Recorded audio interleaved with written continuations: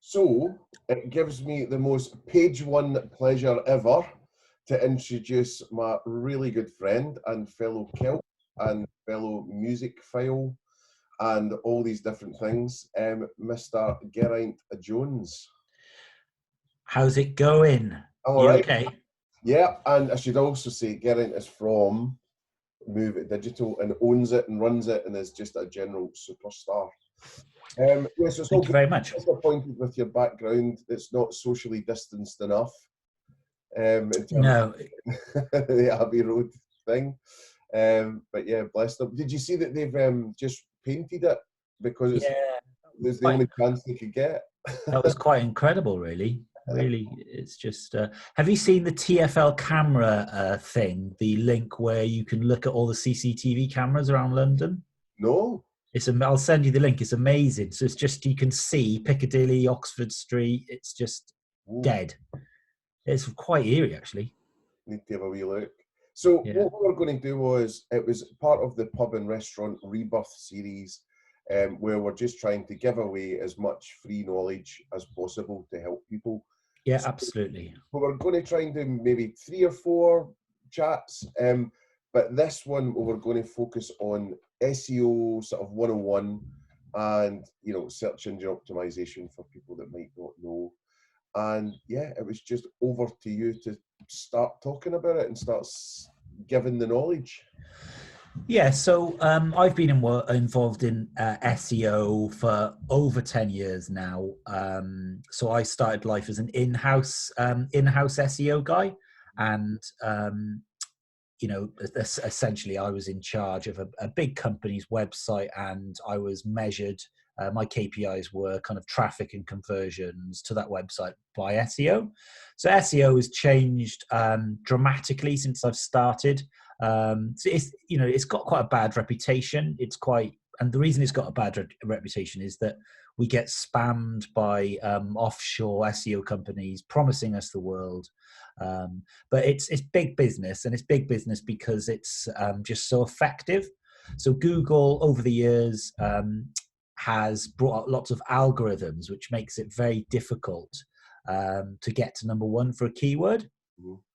So it started kind of, in 2011, 2012. And essentially what Google has done is you used to be able to get to number one by something called black hat SEO, which was basically spamming. So you would essentially be able to pay a company to build lots of spammy links to your website. And links are like votes. The more links that you get, the higher keywords. So it was just literally a numbers game. And it was just spam. It wasn't very good content. It wasn't very good links. So what Google did overnight, it said, we're not accepting this anymore. And if you do use black hat tactics, we'll just move your keyword from 1 to page 10. And what happened was overnight, warehouses and restaurants, and you can imagine, who were getting a certain amount of leads every day from an SEO keyword, their websites vanished and their leads stopped, and some went bust. Lots of people went bust. Mm-hmm. So in this new world, SEO is about quality. It's about having a website and giving signals of trust and authority. So if you're a website, Google will send a spider or a bot to crawl all the websites on the internet, and it will do it probably every couple of days.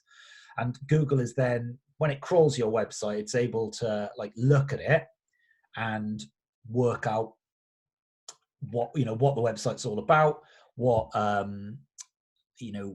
what the theme is of the website, etc., etc. So I guess what I'm going to talk about now is for a business or restaurant, someone in the hospitality industry, what does a decent website look like, and what you need to do without needing to pay someone like me to do it. So essentially, you can do it yourselves. I'm going to give you the tools to allow you in this downturn, quiet time. We're all quiet. It's it's just not as busy. This is a brilliant opportunity to triple down on your website, to look at online resources. There's some amazing free tutorials and stuff out there as well on YouTube. So just, immerse yourself into it, and you can, like I keep on saying, 3 months time, when the market recovers, you need to be there, which is what I'm saying to all my clients. Well, we're both big on this, right? And also, just as an aside, I'm enjoying the fact you're a fifth Beatle. That's really making me laugh. But but basically, we're all, me and you are of the same mindset, and we're saying, look, use your downtime as uptime. Yeah. So I think about Gary Vee a lot in these situations where he's saying, while everyone's off skiing or while everyone's having rosy around the pool, that's your time to double down. Yeah. And I've had, a little bit of feedback in LinkedIn that people have been saying, well, I'm furloughed, or the business can't do that, or I'm just not so keen on the excuses. I think it's, either just self-learn. If you're furloughed, just study more about your profession. Yeah. Do more to make you better and more hireable, like more indispensable when this comes out. Yeah, absolutely. It's going to be the biggest relaunch program that you've ever seen. You're not just reopening your pub or your restaurant, you're relaunching your entire brand worldwide. It's massive. Yeah, absolutely. And let's face it, at the end of the day, when this is over, the first thing I'm going to be doing is going to the pub, and I'm going to be going out for lots of meals, and the rest of the world is going to. So fear not, your business is going to be booming again. Well, I just put the URLs: firstpint.co.uk, firstdinner.co.uk, firstlunch.co.uk, and firstnightout.co.uk. I don't know what to do with them yet, but I've got a punchline without a joke. So yeah. Well, I saw on Instagram yesterday, you did an Instagram live somewhere, and you were talking about a pub crawl. And I have to say, that would be, the thought of going on a pub crawl with you when all this is over is very, very attractive. There'll be a few excuses. I was on Craft Beer Pinups, sort of show, if you like, or nightly show. And she put the idea in my head, which was, are you going to go further afield in the UK? Because in my head, I was like, Brighton, London, Glasgow, maybe. And then I was like, oh, God, that's a thought, isn't it? Going abroad for a pub crawl. Yeah, I just think I'm going to be quite happy just going down to my... local. Yeah, exactly. All right, so I'll chat to you now about the kind of the strategies that I would employ if I didn't have the budget to pay quite rightly an SEO specialist, what I would do. So here goes. So Google has got an algorithm. It doesn't tell us what the algorithm is, okay? So it will never tell us what the algorithm is. Google wants you to pay for Google AdWords for remarketing, okay? That's what it wants you to do, okay?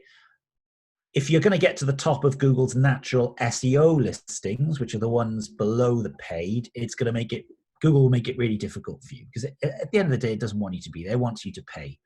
The benefits, just to put it into context, the benefit of being number one in Google is it's game changing. So I'm number one for the keyword, for lots of keywords, but I'm number one nationally for the keyword podcast agency.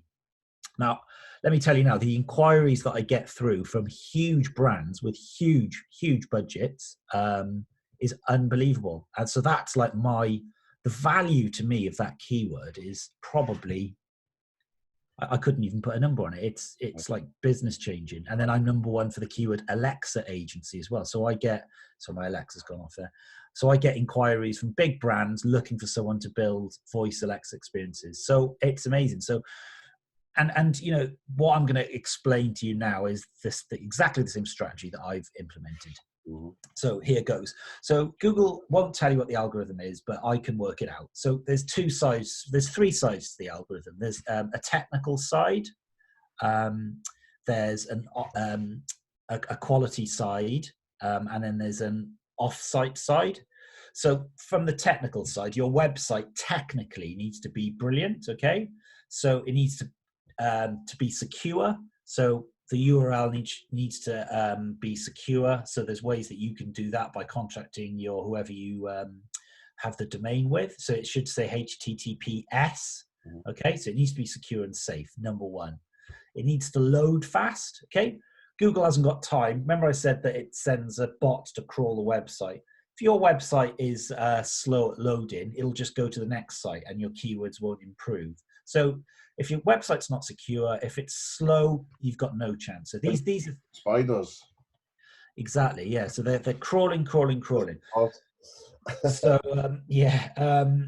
it needs to be fast. And if your website, so Have you there's got a number for that? Getting like, you know, is it milliseconds? Is it number of seconds? Is there an average? So what you need to do is Google has actually got a page speed test that you can do. So if you Google page speed, it will tell you. And really, you want it scores it out of 100. You want it to be, 70, 80 out of 100. So again, if it's slow, there's ways that you can speak to your hosting provider to see if they can improve the bandwidth. And, there's things that you can do by running an audit to improve the website. Okay, so let's assume that the site now is secure and it's fast. So from a technical point of view, you then need to run an audit of the website. Now, people like me charge for audits, but there are free audit tools out there on the internet. So what's the advantage of you doing it over the free version? Well, I do a human audit. I do. I've got two pieces of software which I pay kind of like £300-400 a month for, which crawls everything and provides me with a really thick kind of like document, really, which I can then hand to a developer. But let's face it, that's quite a lot of money. So there's free tools, and then you need to work out what needs fixing on your website. Little hack. All right, if you haven't got massive budget yet, there are people online using, Fiverr, people like that. Look for someone who's got good reviews and get him to implement the changes. Okay, rock and roll. I'm just giving away I'm ruining my business now. Okay, I'm going to be sleeping on a park bench. Jump in the boat. Yeah, so I'm just giving away all my secrets. So, okay, so from a technical website now point of view, we're happy that the website is absolutely banging. Okay, perfect. Google loves it. It's crawling it. It understands it. From a technical point of view, is there anything about the structure, or the nav, or the pages, or is there anything? So once the technical's done, we then need to move to the on-site elements of the site. So if you think of a website, it should be like a newspaper. So this is what the analogy I always use. So on the front page of the newspaper, you've got the biggest news, yeah? So whatever the biggest news is. So if you're a sushi restaurant in Brighton, okay, then that's the keyword, okay? You are a sushi restaurant in Brighton. That's what that front page needs to be focused on, okay? You know what's really interesting with you saying that, though, and this is great you're saying this, because it really helps me in what I do. So many companies cannot tell me what they do. Yeah. So they'll go, they might be a salad shop, but they're like, oh, but we do stews and we're about health, and and it's like, look, just get it right down. You're a pub in Glasgow. Exactly. So you're a pub in Glasgow, you're a sushi restaurant in Brighton, you're an Italian in Covent Garden, whatever it is, So that homepage there needs to be focused on that. And it's a bit like a newspaper. You put the sport at the back. You don't put the sport on the front cover unless it's Wimbledon. It's sports on the back. You've got the business section in the middle. You've got the politics. So it's nicely labeled, and you know where you are, don't you? So with a newspaper, you know where you are. You know, like exactly how to navigate your way around that newspaper. Okay, so on site, look at the URL structure and look at each page. What one are you targeting? So it may very well be that you've got a bookings page, you've got like a nice recipe page, you've got a blog page, whatever it might be. If it's you could be, I guess, a restaurant that like does multi cuisines, you know, so in which case you need to think about, all right, well, which is the main keyword for the homepage, and then you could target the different cuisines that you make throughout, because there's an opportunity to, because the people will be searching for people. You need to kind of get into the head of the person searching for your product or service. What are they going to type in, and how does that look in terms of the website? So let's assume now the website is, technically great. We now know that each page, so on my website, I've got a podcast page, I've got a voice page, I've got a social page. And what happens is I get leads in for all of them. So without, blow my own trumpet, shit's hit the fan at the moment. Yeah. So but I'm still getting leads in. Yeah. Okay. And the reason I'm still getting leads in is that I've agonized over the fact that that's top of my priority list, because it's almost like SEO is not cool. It's not it was a buzzword about 10 years ago, but people use the internet more than ever to search for stuff, so it's never been as important. It's just you have to do it. Okay, so then Google will look at the on-site elements of a page. So Google indexes pages. It indexes your website as a whole, but look at each page as an opportunity to be indexed and to appear in number one. So you need really nice copy on each page. So Google, it used to be that you could just stuff keywords onto a page, and so say if your target keyword was sushi restaurant Brighton, you'd have to put that in 10 to 15 times. If you do that, Google can work out what you're doing and will just not reward you. It will move your keywords down. So like a newspaper, you need your headline, which is the H1, to include the target keyword. So the headline needs to say sushi, it needs to include the word sushi restaurant and Brighton. Okay, so it could just say we are sushi restaurant in Brighton, we are the best sushi restaurant in Brighton. And then you need an image. Then the image needs to, within WordPress, you need to say sushi, or the alt text needs to say sushi restaurant Brighton. Just then, alt text for people if they don't know. So that's that's essentially what Google, because Google will crawl pictures as well. So if you've got alt text, that's what will be able to show it in Google Images. So if people search for Google Images for sushi restaurant Brighton, they'll find your restaurant. Okay, so you then need to look at the text. So the text needs to be really nicely written. You can do that yourself. It needs to include variations of the word Brighton and sushi. There's not many variations of Brighton, I guess. So, South Coast. Yeah, you've got Hove, East Sussex. Yeah. So, it's a bit of in terms of how many words, like ideally, you've got like 1,500 words. But that's like a short book. So realistically, if you could get 500 words on a page, that would be really nice. Yeah. So then, this is like. And sorry, just to ask. So we're on one of the inner pages, inside the newspaper. Yeah. So would you be getting rewarded for you listing out ingredients that are relevant to sushi restaurants and saying how you do things and cooking methods, and is that then going to help your relevancy? Yeah. I mean, what you've got to look at is, and the way Google looks at it is are you adding value to your user? So if you're always trying to add value, you're not writing for SEO, you're writing for your customer. So your loyal customer who's going to return and is looking for a sushi restaurant in Brighton and is going to be overwhelmed by what they see on page, because not only they found it, but it's great, it's useful, it's got resource, and it's the sort of thing that you would maybe bookmark even.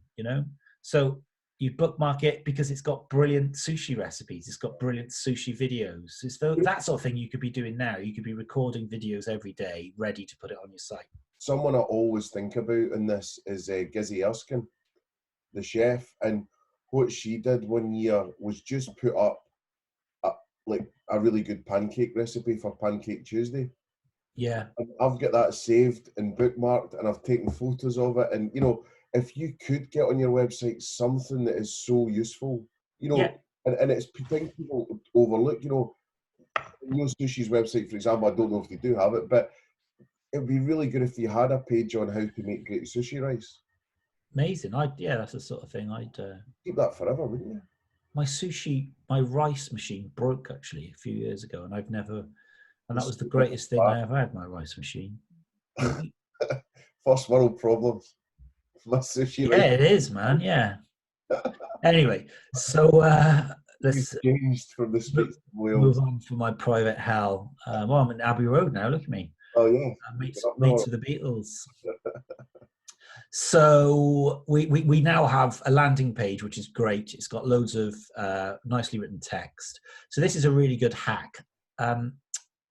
If you then, so when you go to the Guardian and you've read something about a lifestyle article, and then underneath there's 3 bits of content, and it says you may be interested in this. It says related content. Yeah. If you then link up your blog, so that, and you can do this through the tagging, that on that Sushi Brighton page, there's then 3 different blog articles relating to which relate to sushi in Brighton, and each of those blog articles link back, then Google will really supercharge your SEO. So that's like a 2020, and I do it for my clients, and that really works. Yeah. So just an example, if you go to my website, movedigital.co.uk, and go to the podcast page, you'll see at the bottom, there's 3 articles relating to podcasts. And if you open the articles, they link back to that podcast page. So that's a really good hack. Yeah. And, essentially you then just replicate that throughout the site. So then you've got every page, you've got a kind of a blueprint for every page, and that each one needs to follow that process. Ideally, the site's in WordPress as well. Ideally from an SEO point of view. Yeah, so WordPress is an advantage, is it? It's just quite nice. For the plugins are quite good for an SEO from an SEO point of view. Okay. And the meta titles and descriptions are easy to update. So that's the on-site. Just give your customers as much value as possible. You then need to think about things like meta titles and descriptions. So for each landing page, when you go into WordPress, you can put a meta title and description, which is effectively what people see when they type in. So if you type something in to Google, you'll see the search result will have a title and a description, and that's called meta title and description. So the meta title and description needs to basically include sushi restaurant in Brighton and your restaurant name, and then a description that just says, like, it's sales pitch, why you are the best sushi restaurant in Brighton. We established in 1989. We are the UK's first sushi restaurant, open 7 days a week. Call to make a booking. That's a perfect meta description. Yeah. So then I can get much more technical, but I think this is like fine for now. You then need to think about off-site signals. So this is like where you can really supercharge it. So Google considers, so it likes websites which are technically good and easy to navigate and understand. So we do that by using the newspaper analogy. It then looks at off-site factors. So I'll give you a really good example. I worked with a law firm in Cardiff in 2013. So Cardiff law firm, and they were wanted to get number 1 for the keyword IP lawyers. Oh. So what I did was I worked with their PR agency, and I said to the PR agency, look, when you get some PR coverage about IP, let's work together as an SEO and a PR agency to ensure that every article that's published that you secure, PR coverage, has a link back to the IP lawyers page. So what happened was the PR agency, because they were really good, Cardiff law firm called Working Word PR, plug, they got coverage in the Guardian, Huffington Post, and it was great content to do with IP. It linked back to the IP page. I'd followed my newspaper strategy throughout the site. The on-site was amazing, so Google could understand it, and they went to number one for every single law firm in the UK for the keyword IP lawyers. So like they literally got, like the business they got was just, can you imagine, you know? And there was apparently a round of applause for me in a board meeting once. Very good. That doesn't happen too often.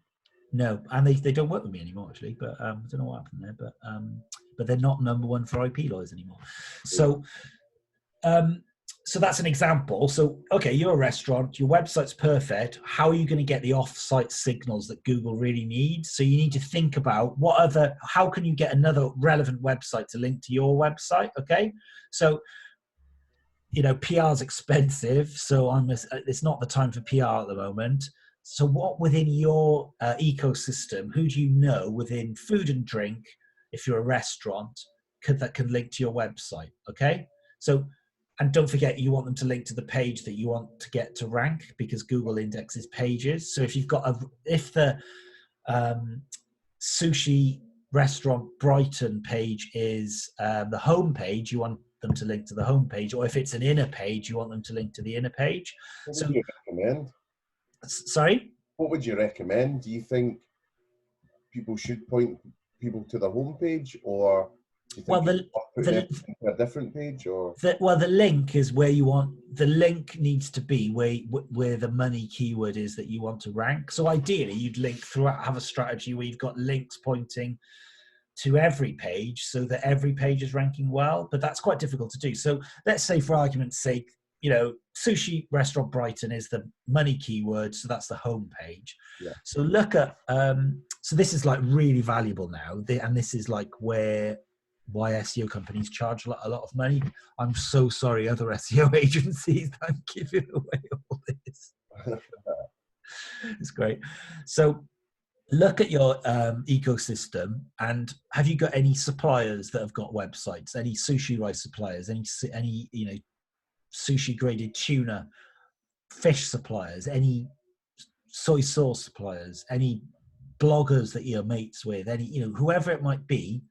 Ring them up and say, look, I'm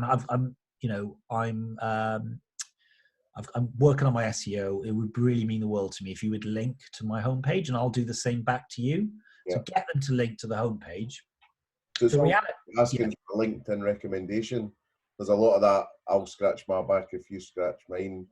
Yeah, exactly. So do that, and what you'll find is, after about 3 weeks, look in incognito mode on Chrome, your sushi restaurant Brighton is going to be crawling up. Because I guarantee you, your competition aren't doing it. Maybe like, you know, Nobu might be, or someone like that. They're probably not even doing it, to be honest with you. And then it's a combination then of having this kind of mindset with your website that everything you do is like quality and with SEO in mind, because you know when the market recovers and when everyone's out again, you want people to be. So this is the time to do it. Because I always say, when people say, well, how long is it going to take to kick in SEO?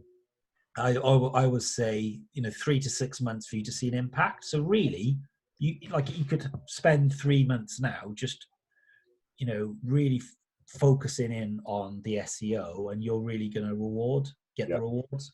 And then you've got like another thing that I need to mention is Google My Business as well, which is the local SEO pack. So you need to, you know, have that up and running. You Google My Business needs to be filled out. You need to be updating that, because there's you can update that as well with menus, that sort of thing. And you need to be getting reviews, encouraging customer reviews as well. And then another thing is Google likes something called local citations, which is basically, if you're a sushi restaurant in Brighton, just register the site with 10 really good local business directories that are proper directories, not spammy directories, proper good directories, and make sure everything's filled out with your exact address, exact telephone number, as much information as possible, and Google will recognize that as well. So a couple other things then is, if you don't know what keywords you want to rank for, wider than sushi Brighton, sushi restaurant Brighton, um, what about like webmaster tools, or how do you find out keyword volumes? So if No, you go, so no. Google have got a free resource called the keyword planner. So if you just Google keyword planner, log in with your Gmail account, you can actually work it all out there. Mhm. So a little tip is when you're looking, make sure it's exact, because broad, there's a difference. Broad is like variations of that keyword. So it might say 300, 400 people search, Yeah. but that's not an exact figure. If you go to exact, it'll tell you pretty much exactly how many people search. So it's, if no one's searching, don't go after that keyword, because no one's going to be, Yeah. it's just a vanity project. And it's really difficult sometimes, because you get clients number one for all these keywords, and then there's no volume and they're not getting any leads. So go after the ones that have got leads.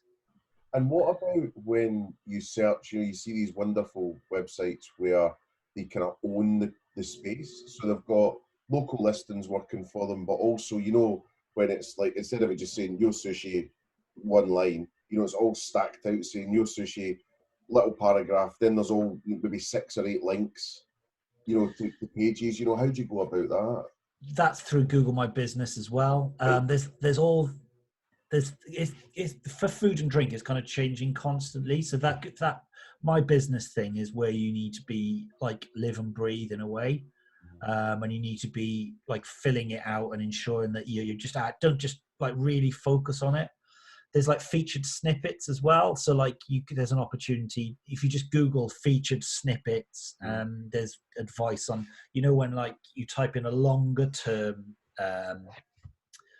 like you could, thing is, it's not going to impact bookings, but it could impact traffic, is if you were to rank in the featured snippets for how long do I cook sushi rice for. So you could like write a blog article entitled how to this is how, a variation of that keyword, and then look at the featured snippets guidelines. So there's you need to follow. I think it's a little bit too technical to go into now, but just print that out, follow it, and then you could then rank for that. And it's just quite nice for a branding point of view, really.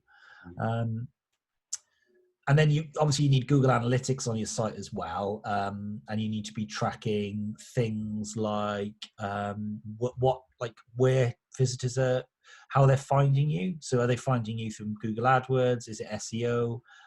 Is it referral traffic? And then you need to look at, you can get really advanced with analytics, and you can actually look at how people are interacting with the website. So if you kind of you can pretty much work out if people are bouncing at a certain point, and then you can do something about that bounce. Yeah. So Google Analytics, I'm looking at Google Analytics all day, all night, pretty much, because that's what, like in terms of a KPI, if someone was paying me, I want to be sending a report which shows growth every month. And if there's no growth, like global pandemic, then you need to be able to justify why. I suppose it depends what products you're in for. I'm thinking about my hair at the moment and how bad it is, but I've just ordered hair clippers. You can't get them for love nor money, So for you to be top of hair clippers at the moment, hand sanitizer, toilet roll, milk and bread available. I mean, Jesus, you'd be doing all right. And then obviously get the Facebook pixel installed on your website. Yeah, good point. So that if you don't do that, I'm going to come and shout at you. Get the Facebook pixel, because that stores. So Zuckerberg is like all about, essentially getting our information and be able to spin ads in front of us. So get the Facebook pixel installed, and it means try and get a bit of a funnel going whereby somebody visits the site, okay? They don't fill out an inquiry. So the objective of your website has to be a booking, doesn't it? Picking up the phone. So all of that needs to be set up in Google Analytics through the goals. So this is another thing. When somebody makes a booking, get your web developer to set up a thank you page. So the thank you page, then, every time somebody gets to the thank you page, they've made a booking. Yeah. That's a goal then within Google Analytics, and you can see how many goals every month. So you can see a trend. So that's what we obviously do. but get the Facebook pixel installed, try and get a funnel whereby even if they don't make a booking, we're following them around their Facebook feeds with really useful content, recipes, videos, like stuff that you're going to find interested, and then they will come back. So just think of it like that. Great. SEO wise, is there anything else? Well, no, just no, I mean, that's it. The main stuff. That's Great. it. I mean, thanks so much for sharing your knowledge on the SEO side of things. We are going to hopefully talk about PPC and Alexa Voice and maybe some other fun bits and bobs on LinkedIn and things like that. But Yeah. I think it is just getting the people that I respect around the industry together and just giving their knowledge to help people in the time of need. And then once we're all back to normal, we sort of help each other together. So yeah, great. Yeah. No worries at all. You just got to keep going, haven't you? We're all in the same boat, man. Yeah, right. Thank you so much. Say hi to Ringo. Yeah, we're just going to go to the pub now. The pubs are open because I've gone back in time as well, so the pubs are open. So Nice. It's quite cool. Okay. Well, thanks so much. All right, nice one, mate. Take care. Cheers.